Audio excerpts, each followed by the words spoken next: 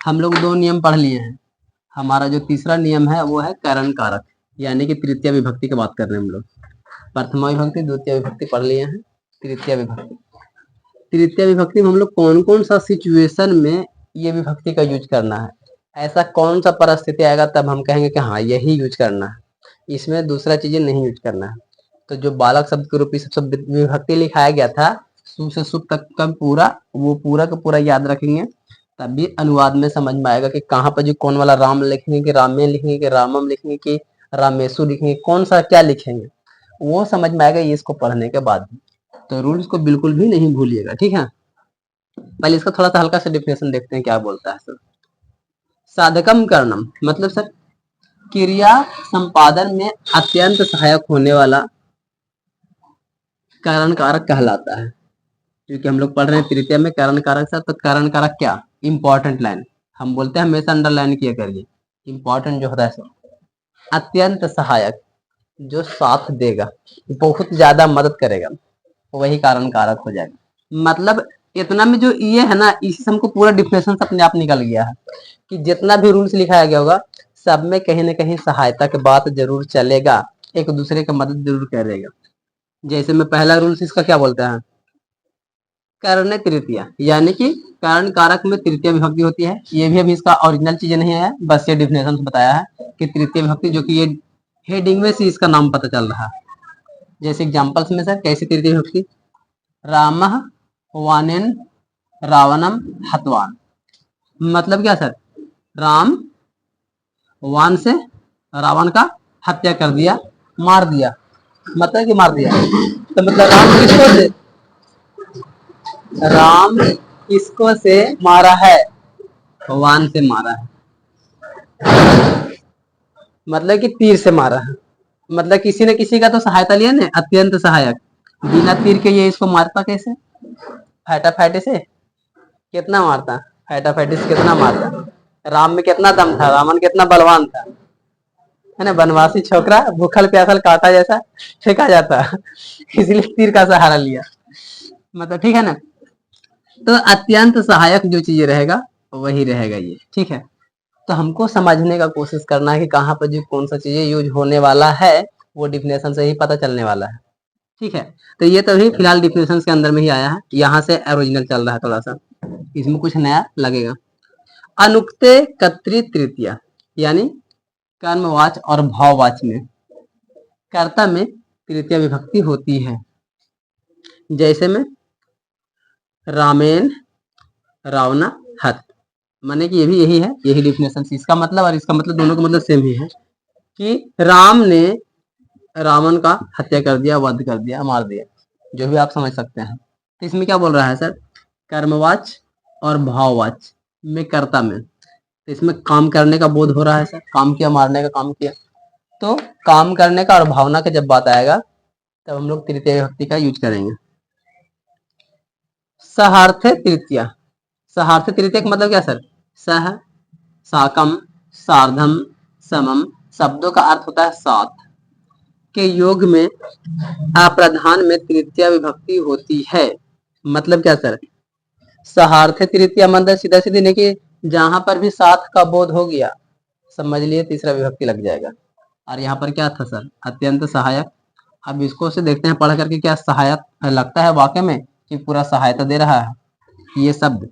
जैसे में example for ramen सह सीता गच्छति, मतलब राम के साथ सीता जाती है, राम सीता साथ जाते हैं, ऐसे भी बोल सकते हैं राम के साथ सीता जाती है, सीता राम के साथ जाती है, राम सीता साथ ही चलते हैं। तो यहाँ पर सर ये साथ अत्यंत सहायक है, मदद कर रहा है एक इसको अच्छा सेंटेंस बनाने में। सब के बदले साथ है, हाँ सभ्य के बदले साथ है, ठीक है ना। सह मने भी साथ होता है, साकम मने भी, सार्धम मने भी, समम मने भी, इन सभ्य का मतलब ही होता है साथ। बोले थे पहले ही बोलते आ रहे हैं कि संस्कृत में हजारों से भी ज्यादा शब्दार्थ है, एक ही चीज का बहुत सारा पर्यायवाची निकलता है। जब व्याकरण में पढ़ाएंगे ना तो पर्यायवाची पढ़ाएंगे, ये कहोगे कम से कम मिनिमम हम लोग 10-10 को शब्द याद रखेंगे, 5 को 10 को याद रखेंगे, जिससे हम लोग का कोई भी चीज का मतलब समझना आसान हो जाएगा। कोई बोल देता है अग्नि और हम लोग जानते हैं कि आग, और समझ में नहीं आता है। अश्व संस्कृत में हम लोग जानते हैं कि घोड़ा होता है, लेकिन वो हिंदी में पर्यायवाची शब्द ही हम लोग बोलते हैं, अश्व, घोटक, तुरंग, ऐसे करके। घोड़ा का ही बहुत सारा रूप है, नाम है। तो वो सारा चीजों को हम लोग बाद में सीखेंगे जब आएंगे व्याकरण में, हिंदी व्याकरण में पर्यायवाची में तब। लेकिन फिलहाल यहाँ पर इसमें भी देखो कि बहुत सारा अर्थ है, बहुत सारा एक ही अर्थ है साथ। जैसे हम लोग इंग्लिश में भी देखते हैं होम और हाउस, घर का दो दो तीन तीन मीनिंग, बहुत सारा उसका भी मीनिंग होता है, बस जरूरत के अनुसार हम लोग उसको यूज करते हैं। अपवर्ग तृतीया मतलब सर कार्य समाप्ति का, समाप्ति या फल प्राप्ति को अपवर्ग कहते हैं। इस अर्थ में कालवाचक और मार्गवाचक शब्द में तृतीया विभक्ति होती है। मतलब सीधा सीधी क्या बात बोल रहा है सर, कालवाचक की बात बोल रहा है। और मार्गवाचक, कोई काल का बोध करा रहा है या कोई मार्ग का बोध करा रहा है, ऐसा सिचुएशन में भी तृतीया विभक्ति होगा। ऐसा शब्द देखना है हम लोग को, ठीक है। जैसे में मासेन व्याकरणम अधितम, यानी कि इसका हिंदी क्या लिखा है, यहाँ पर लिख भी दी हिंदी, ठीक है ना। इसका मतलब महीना भर, एक महीने में व्याकरण पढ़ लिया, पूरा महीना भर काम कर रहा है सर पढ़ने वाला। मतलब कालवाचक का बोध हो रहा है इसमें सर, काफी लंबा टाइम लगा रहा है सर, महीना भर लगा रहा है, काल टाइम जा रहा है। और मार्गवाचक एक तरह से समझ लो जैसे हम लोग सफर पर चलते हैं, तो सफर पर चल रहे हैं बहुत लंबे टाइम से, तो उसमें भी काल आया है सर, बहुत लंबा समय से बोध हो रहा है, मार्ग दिख रहा है कि अच्छा इस रास्ता पे चल रहे हो। ऐसा सिचुएशन में भी हम लोग को तृतीय विभक्ति यूज करना है। जब लॉन्ग टाइम की बात करेगा, इतना से लेकर के इतना सालों तक करते जा रहा है, तो हम लोग समझ लेंगे कि तृतीय विभक्ति यूज करना है। प्रकृत्यादि भ्यस्य उपसंख्या नाम, यानी कि प्रकृति, जाति, स्वभाव आदि वाचक शब्दों में तृतीय विभक्ति होती है। इसका यूज रहे प्राकृतिक, कोई जात का बात करे, स्वभाव उसका कैसा है, अच्छा बुरा, ये सब कुछ भी रह सकता है स्वभाव में। आदि वाचक शब्दों में तृतीय विभक्ति हमेशा यूज करना है परमानेंटली, ठीक है ना। अंग्रेजी में जिन स्थानों पर हम लोग एडवर्ब या तो फिर एडवेरिएबल फ्रेजेस का प्रयोग किया जाता है, उन्हीं के स्थानों पर हम लोग इस नियम में तृतीय विभक्ति यूज करते हैं। मतलब इंग्लिश का रूल्स कुछ है, ये चीजें हम लोग बाद में पढ़ेंगे, ठीक है ना। ये अभी हम लोग को पढ़ना नहीं है, ये सब व्याकरण ग्रामर जब आएगा ना, इंग्लिश ग्रामर, तब पढ़ाएंगे। अभी ट्रांसलेशन ट्रांसलेशन पढ़ रहे हैं तभी उसमें थोड़ा ये सब चीजें उतना खास नहीं है। ऐसा सभी सिचुएशन में सर, प्रकृति की बात करें, कोई जात की बात करें, उसका स्वभाव का बात बताए, इन सभी सिचुएशन में हम लोग को तृतीय विभक्ति ही यूज कर लेना है। जैसे हम सर प्रकृतिया सरल, अब इसके एग्जाम्पल से हमको क्या पता चल रहा है, सरल मैंने तो हम लोग जानते हैं, सरल माने कि एकदम एकदम हल्का पूरा, जो भी सरल है ना, कम मेहनत वाला। लेकिन यहाँ प्रकृति माने क्या, प्रकृति माने जानते हैं हम लोग नेचुरली उसका कैसा स्वभाव है, मतलब उसका स्वभाव सीधा सीधी, प्रकृति माने स्वभाव समझ लो कि कैसा स्वभाव है उसका। तो यहाँ पर बता रहा है सर प्रकृतिया सरल है, यानी कि स्वभाव सरल है। तो यहाँ पर स्वभाव सरल हो रहा है, तो किसका बात कर रहा है, स्वभाव का बात कर रहा है यहाँ पे। मतलब उसका जो गुण है ना बहुत ही सरल है, साफ सुथरा है, एकदम ऐसा यूज हो रहा है। तो मतलब इसमें भी तृतीय विभक्ति यूज किया गया है। वेगेन धावती, अब धावती मैंने जानते हैं सर कि दौड़ता है, दौड़ना, ठीक है ना। अब वेगेन, वेगेन माने वेग में, वेग माने कौन चीज, तेज, फिजिक्स में पढ़े होंगे वेग ये सब के बारे में। तो तेज दौड़ रहा है, तो माने कि तेज से दौड़ रहा है, तेज तेज दौड़ रहा है एकदम पूरा। नामना कृष्ण, कृष्ण नाम। जातिया क्षत्रिय, यानी कि क्षत्रिय जात।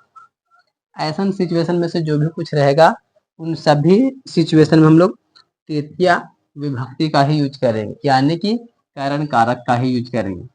तो इसमें से जो जो इंपॉर्टेंट चीजें जो हम याद रख सकते हैं, क्या क्या याद रख सकते हैं सर, अत्यंत सहायक वाला चीजें हम लोग का इसमें ये यूज कर लेना है सर।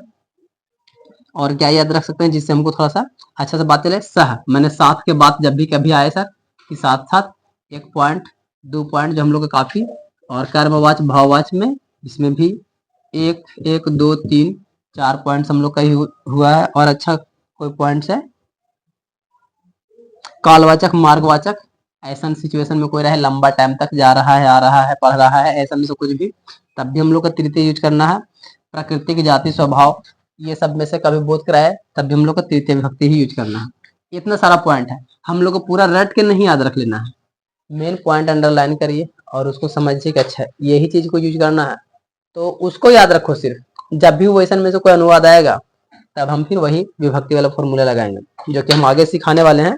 अनुवाद जब पढ़ाने लगेंगे तब भी वो सब चीजें सिखाएंगे, लेकिन अभी पहले इंट्रो होना जरूरी है कि अच्छा ऐसा सिचुएशन रहेगा तो सर पहले ही बता दिए थे कि ऐसे ऐसे चीजें लगेगा। अब कैसे कैसे लगेगा वो सामने अनुवाद सिखाते समय में ही समझाएंगे कि इसका मतलब यहाँ द्वितीय यहाँ तृतीय क्यों लगा सर, वो कारण इसी से पता चलेगा। और ये नहीं सीखा जाएंगे तो कारण कैसे समझ में आएगा, फिर नहीं समझ में आने वाला है। अब अगर हम उस समय पढ़ाने लगेंगे जबरदस्ती अनुवाद तो फिर हमको उसी समय ये पढ़ाना पड़ेगा, तो फिर तो यही पढ़ाना पड़ेगा ना, तब हम समझाएंगे, तो सब उल्टा पुल्टा हो जाएगा पूरा। लेकिन अभी पढ़ाएंगे तो उस समय में थोड़ा और पढ़ाएंगे, रियलाइज करने के लिए अनुवाद के नियम के अनुसार में थोड़ा सा उसमें पढ़ाना पड़ेगा, तब अच्छा से अनुवाद बन पाएगा। और अनुवाद बनाना सीख लिए हैं संस्कृत में, मतलब आप पूरा संस्कृत सीख लिए, मेन तो यही है ना। अनुवाद ही नहीं आएगा तो फिर संस्कृत कैसे जानेंगे, ना संस्कृत पढ़ पाएंगे ना संस्कृत बोल पाएंगे। अनुवाद सीखे मतलब पूरा संस्कृत खत्म।